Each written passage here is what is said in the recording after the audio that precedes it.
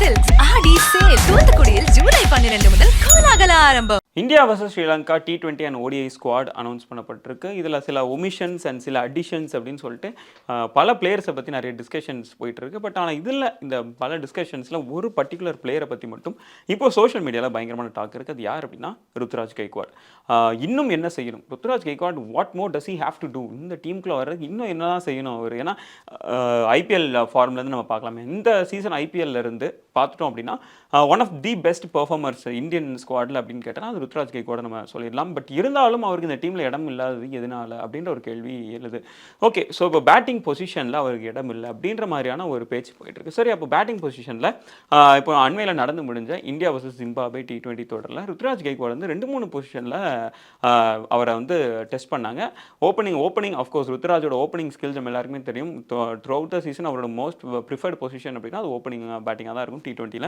And அதுலேயுமே அவர் நல்ல ஒரு ப்ராப்பரான ஒரு பிளேயர், ரொம்ப ஒரு டெட்லியான ஒரு பிளேயரும் கூட.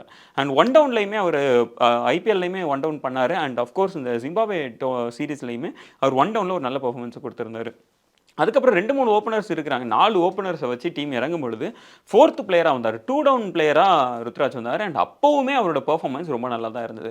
ஸோ இந்த அளவுக்கு ஒரு வெர்சடைலான ஒரு பிளேயராக ருத்ராஜ் இருக்கிறாரு. அதாவது யூஸ்வலாகவே ஒரு விஷயம் சொல்லுவாங்க, ஒரு பிளேயர் அப்படின்னா எந்த பொசிஷனில் விட்டாலும் ஆடக்கூடிய ஒரு பிளேயர் இருக்கிறார், அவர் தான் வேர்ல்டு கிளாஸ். குட் பிளேயருக்கும் கிரேட் பிளேயருக்குமான வித்தியாசமே அதுதான். நான் இந்த பொசிஷனில் தான் நான் ஆடுவேன் அப்படின்ற மாதிரியான ஒரு ஸ்டேபிளான ஒரு இடத்துல இல்லாமல் ஒரு மல்டிபிள் ரோல்ஸில் வந்து அவர் விளையாடக்கூடிய ஒரு பிளேயராக இருக்கிறது தான் கிரேட் பிளேயருக்கான அடையாளம் அப்படின்னு சொல்லுவாங்க. அண்ட் அஃப்கோர்ஸ் ருத்ராஜ் வந்து அந்த ஒரு விஷயத்தை ப்ரூவ் பண்ணியும் காட்டியிருக்கிறார் அப்படின்னு தான் சொல்லும். 2-3 பொசிஷனில் ஆடி இருக்கிறாரு.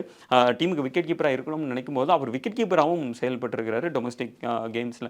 ஸோ இந்த மாதிரியான ஒரு வெர்சடைலான ஒரு பிளேயர் தான் ருத்ராஜ் கைக்வாட். டீமுக்கு வந்து எப்போ எந்த அளவுக்குனாலும் அவர் வளைந்து கொடுக்கக்கூடிய ஒரு பிளேயராக தான் இருந்துட்டு வந்திருக்காரு. பட் இந்த மாதிரியான ஒரு பிளேயருக்கு எதனால இந்தியன் டீமில் இடம் கிடையாது?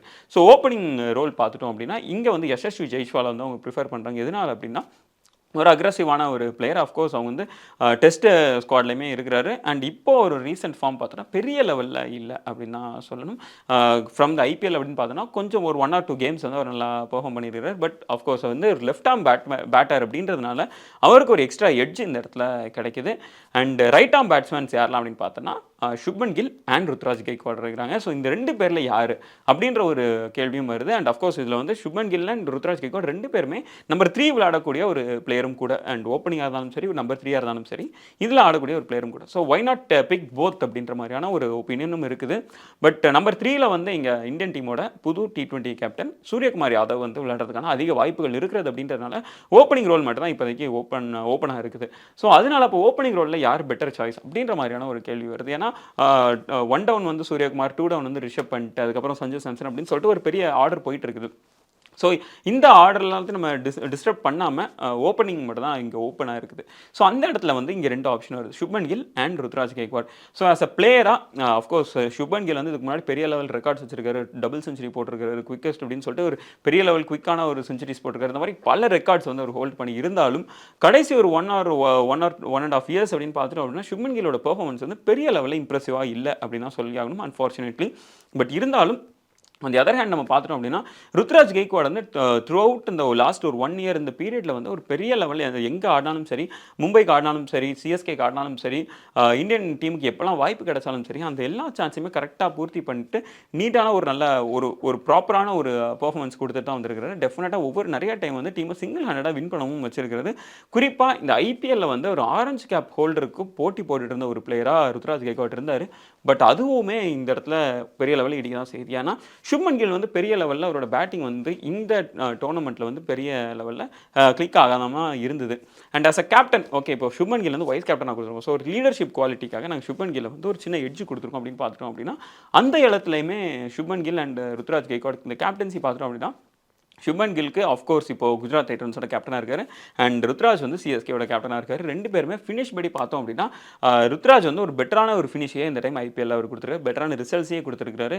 அண்ட் அஃப்கோர்ஸ் நிறைய மேட்சஸில் வந்து அவரோட கேப்டன்சி வந்து தனியாகவே பாராட்டப்பட்டவும் செஞ்சது. அஃப்கோர்ஸ் எல்லா சைடும் விமர்சனம் இருந்தாலும் ருத்ராஜோட கேப்டன்சி பெரிய இடத்துல பாராட்டவும் பட்டுருச்சு. ஸோ இதுக்கப்புறமும் எதனால ருத்ராஜ் வந்து டீமில் இடம் கிடைக்காமலே இருக்குது? அவர் மேலே எதுவும் ஒரு பர்சனல் வெஞ்சன்ஸ் எதுவும் இருக்குதா பிசிசிஐ மேலே அப்படின்னு சொல்லிட்டு பலர் கேள்வி கேட்க ஆரம்பிச்சிருக்காங்க. பலர் வந்து சோஷியல் மீடியாவில் பெரிய அளவில் போஸ்ட்டும் போட ஆரம்பிச்சிருக்காங்க. சுப்மன் கில்லா, ருத்ராஜ் கெய்க்வாடா இந்த ரெண்டில் யாராச்சும் ஒருத்தர், ஏன்னா திஸ் அண்ட் தேட் நம்மளால் சூஸ் பண்ண முடியாது அப்படின்ற ஒரு நிலை இங்கே இடத்துல ஏற்பட்டிருக்கு. ஏன்னா லெஃப்ட் ஆர்ம் ஓப்பனர்ஸ் வந்து யசஸ்வி ஜெய்ஸ்வால் அண்ட் அஃப்கோர்ஸ் அபிஷேக் சர்மா ஒருத்தர் இருக்கிறாரு. அவருக்குமே இந்த T20 ஸ்குவாடில் இடம் இல்லை. இருந்தாலும் ஒரு லெஃப்ட் ஹேண்ட் ஓப்பனர் வந்து 2 பேர் இருக்காங்க, Yashasvi Jaiswal and Abhishek Sharma. Right hand openers அப்படின்னு பார்த்தோன்னா சுப்மன் கில் அண்ட் ருத்ராஜ் கெய்க்வாட். இந்த 2 பேர் திஸ் அண்ட் தட்ல இந்த 2 பேரில் யார் எடுக்கிறது, யார் உங்களோட சாய்ஸாக இருப்பாங்க, இந்த இதில் யார் பெட்டர் சாய்ஸ், நீங்கள் உங்களுக்கு இந்த ஒரு வாய்ப்பு கிடைச்சதுன்னா நீங்கள் செலக்ஷன் கமிட்டியில் இருந்தீங்கன்னா யாரை செலக்ட் பண்ணுவீங்க, அப்படி எல்லாத்தையுமே கமெண்ட்ல சொல்லுங்கள். தி சென்னை சில்க்ஸ் ஆடி சேல் தூத்துக்குடியில் ஜூலை 12 முதல் கோலாகல ஆரம்பம்.